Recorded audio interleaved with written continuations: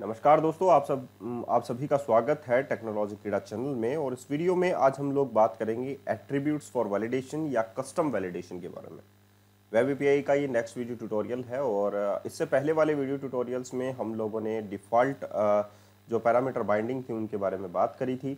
आप लोगों को पता है कि वैलिडेशंस के लिए क्या क्या ज़रूरी होते हैं। ये डिफ़ॉल्ट जो है एट्रीब्यूट्स हैं वैलिडेशंस के लिए जो हम लोग अप्लाई करते हैं। जैसे कि अगर मैं अप्लाई करके बताऊं आप लोगों को, जैसे कि टेस्ट टाइटल के ऊपर मैंने रिक्वायर्ड एट्रीब्यूट अप्लाई कर रखा है।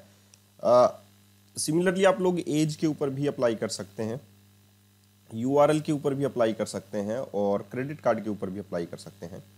तो इन सभी के ऊपर आप लोग ये सारे वैलिडेशन रूल अप्लाई कर सकते हैं क्योंकि ये डिफ़ॉल्ट में अपने पास होते हैं। अब हमारे पास टाइटल में आप लोग ये भी लिख सकते हैं, जैसे कि स्ट्रिंग लेंथ है, ठीक है। स्ट्रिंग लेंथ में हम लोग यहाँ पर लिख देते हैं 10, ठीक है। एज में हम लोग रेंज वैलिडेटर भी अप्लाई कर सकते हैं, जैसे कि मैंने लिख दिया रेंज, और मैं एज जो है 18 टू यहाँ पर लिख देता हूँ 18 टू 120 या 110 लिख देता हूँ, ठीक है। एज इन बिटवीन हम लोगों को चाहिए। यूआरएल में हम लोग यहाँ पर लिख देते हैं रिक्वायर्ड पैरामीटर भी है और यहाँ पर हम लोग लिख देते हैं यूआरएल चाहिए हम लोगों को यूआरएल के अंदर। एंड क्रेडिट कार्ड के अंदर हम लोग लिख देते हैं कि हम लोगों को क्रेडिट कार्ड चाहिए भाई, ठीक है। तो ये डिफ़ॉल्ट में हमारे पास डेटा नोटेशंस के अंदर होते हैं पहले से ही। अब हम लोग चाहते हैं कि भाई टाइटल जो है वो अपर केस में हम लोगों को शो हो सबसे पहले। तो मैं इसका आउटपुट आप लोगों को दिखा देता हूँ सबसे पहले कि इसका आउटपुट आप लोगों के पास क्या आता है। जब हम लोग रन करते हैं कोई भी एप्लीकेशन को और पोस्ट मेथड जो है वो हम लोग कॉल करते हैं, ये वाला जो फ्रॉम बॉडी से आने वाला है, ठीक है। तो उसमें जो वैलिडेशंस रूल्स हैं वो क्या अप्लाई होते हैं। तो ये पोस्ट मेथड है टेस्ट एपीआई का और मैं जस्ट सेंड करने वाला हूँ रिक्वेस्ट को। तो यहाँ पर देखिए टाइटल में मैंने एम्प्टी पास किया है। तो आप लोग देख सकते हैं कि एम्प्टी के अंदर आईडी तो मैंने पास कर दिया है, लेकिन यहाँ पर आप लोगों के पास age field is required, URL field is required, title is required and so on. यहाँ पर ये लिस्ट बन जाती है पूरी की पूरी।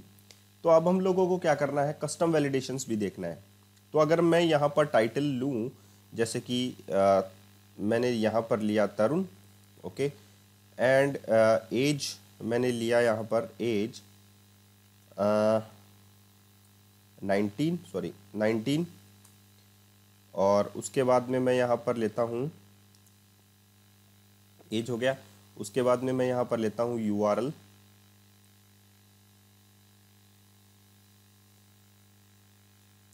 जैसे कि मैंने यहाँ पर लिया यूआरएल और यहाँ पर मैंने ले लिया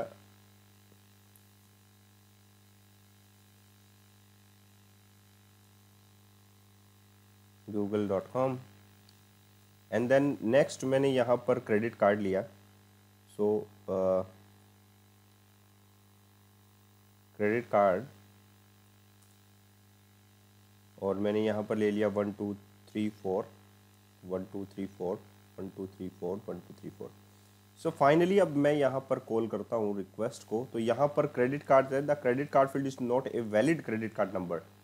यहाँ पर ये क्रेडिट कार्ड नंबर जो है वो वैलिड क्रेडिट कार्ड नंबर नहीं है, ठीक है। और age field must between the 18 to 110। तो यहाँ पर आप लोगों के पास जो एज है, एक तो यहाँ पर थोड़ा सा एज में गलती हो गई, एज जो है वो 19 है, तो एज से रिलेटेड तो प्रॉब्लम दूर हो जाएगी देखिए। लेकिन क्रेडिट कार्ड से रिलेटेड जो इन्फॉर्मेशन है, जैसे कि यहाँ पर क्रेडिट कार्ड जो है, ठीक है, तो क्रेडिट कार्ड से रिलेटेड इन्फॉर्मेशन जो है वो अभी वैलिड नहीं हुई है क्योंकि ये क्रेडिट कार्ड का वैलिड नंबर नहीं है। अभी हम लोग क्रेडिट कार्ड का वैलिड नंबर लेते हैं इसमें।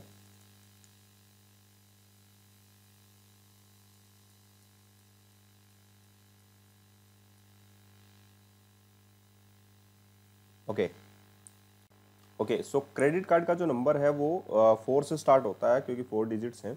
And then send click. तो ओके, ये हो गया क्रेडिट कार्ड का भी। तो ये तो जो डिफ़ॉल्ट मॉडल वैलिडेशंस थे हमारे पास, जो एट्रीब्यूट वैलिडेशंस थे हमारे पास, एट्रीब्यूट्स फॉर वैलिडेशंस, वो इस प्रकार है हमारे पास। लेकिन क्या कस्टम वैलिडेशन जो है वो वेब एपीआई के ऊपर कैसे अप्लाई करते हैं वो आप लोगों को भी पता होना चाहिए। सो व्हाट, उसके लिए हम लोग क्या करेंगे, वैलिडेशंस नाम से इसमें एक फोल्डर बनाएंगे और उसके बाद में हम लोग क्या करेंगे, कस्टम वैलिडेशन अप्लाई करेंगे, ठीक है। तो यहाँ पर हम लोग क्या बना लेते हैं, इसको मैं स्टॉप डिबगिंग मोड में ले आता हूँ। और यहाँ पर हम लोग क्या बना लेते हैं, वैलिडेशंस नाम से एक डायरेक्टरी।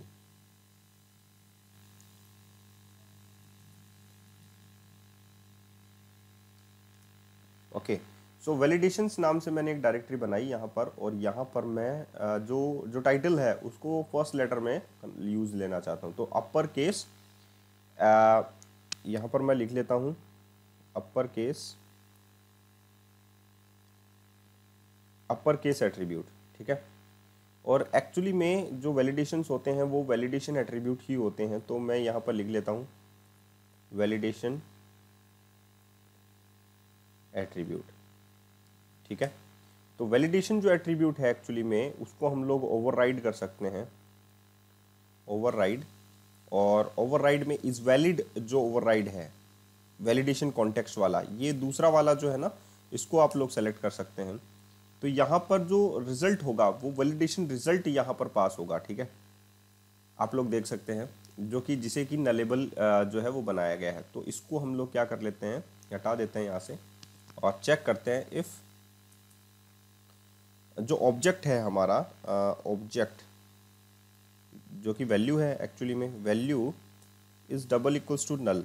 अगर वैल्यू नल है और इनमें से एक भी चीज़ हो तो स्ट्रिंग डॉट इज एम्प्टी और null, what is this, the value. अगर वैल्यू जो है स्ट्रिंग जो है वो इज डॉट टू स्ट्रिंग,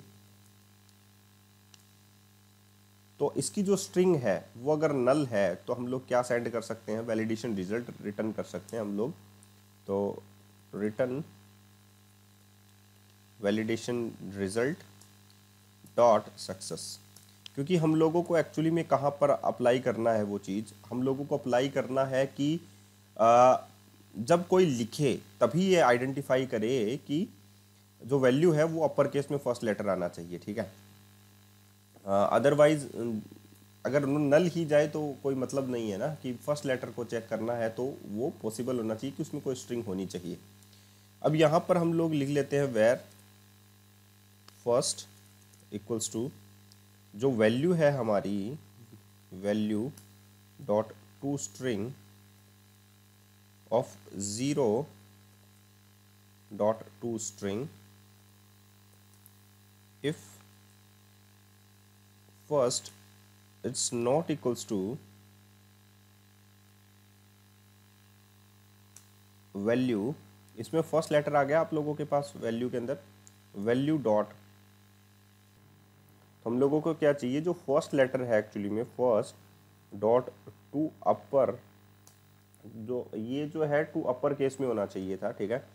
सो अगर is not equals to upper case, जो फर्स्ट है वो फर्स्ट जो है वो अपर केस के इक्वल नहीं है, तो हम लोग रिटर्न कर सकते हैं, रिटर्न जो न्यू रिटर्न कर सकते हैं न्यू वैलिडेशन रिजल्ट, ठीक है, वैलिडेशन रिजल्ट।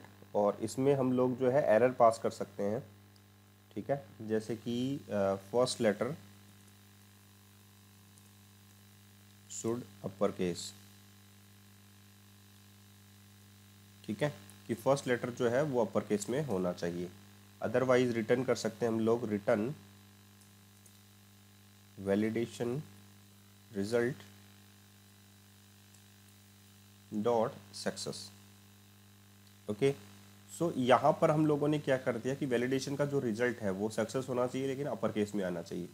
अब हम लोग सारे के सारे वैलिडेशन ओप्स यहाँ पर जो है टेस्ट, उसमें हम लोगों को ये क्लास अप्लाई भी करनी थी, जो अपर केस एट्रीब्यूट है वो हम लोगों को अप्लाई भी करनी थी। तो यहाँ पर टाइटल जो है जहाँ पर हम लोग अप्लाई करेंगे वो वहीं पर ही अप्लाई होगी और उसी की वैल्यू जो है वो यहाँ से निकल कर आएगी। जो अपर केस एट्रीब्यूट है यहाँ पर ये जो वैल्यू है जहाँ पर ये हम लोग अप्लाई करेंगे वहीं से वैल्यू निकल कर आएगी। ये चीज़ जो दूसरी वाली चीज़ है जैसे कि वैलिडेशन कॉन्टेक्स्ट है, तो हम लोग ये भी कर सकते थे, जैसे कि मैंने यहाँ पर इसको टेस्ट में बदला और यहाँ पर मैंने लिखा वैलिडेशन कॉन्टेक्स्ट डॉट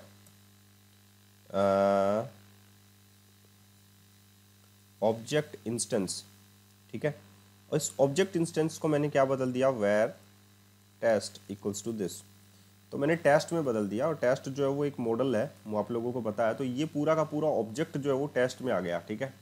अब इस पर हम लोग अप्लाई कर सकते हैं कोई भी इफ़, देखिए जैसे मैंने लिखा टेस्ट डॉट, तो ये सारी की सारी प्रॉपर्टीज इसमें आ चुकी हैं, ठीक है। इसमें कहीं पर भी हम लोग जो वैल्यू जो है वो इससे गेट कर सकते हैं। तो ऐसा भी हम लोग कर सकते हैं, ऐसी भी वैल्यू हम लोग ले सकते हैं। ओके, तो ये सबसे पहले हम लोग अप्लाई करते हैं एक प्रॉपर्टी के ऊपर। जैसे कि एक प्रॉपर्टी के ऊपर है, पूरा का पूरा ऑब्जेक्ट यहाँ पर काम में नहीं आ रहा है, या पूरा मॉडल जो है वो वैलिडेट नहीं हो रहा है।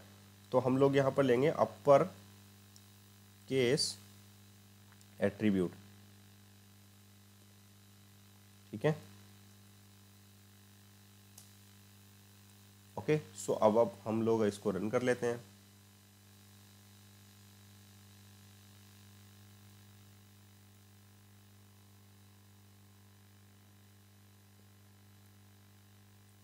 इसको रन करने के बाद हम लोगों को क्या मिलेगा, अब हम लोग यहाँ पर चलते हैं। ओके, यहाँ पर हो गया। अब हम लोग रिक्वेस्ट को सेंड करते हैं। जब रिक्वेस्ट सेंड होगी तो आप लोग देख सकते हैं कि टाइटल में क्या लिखा हुआ है, first letter should upper case.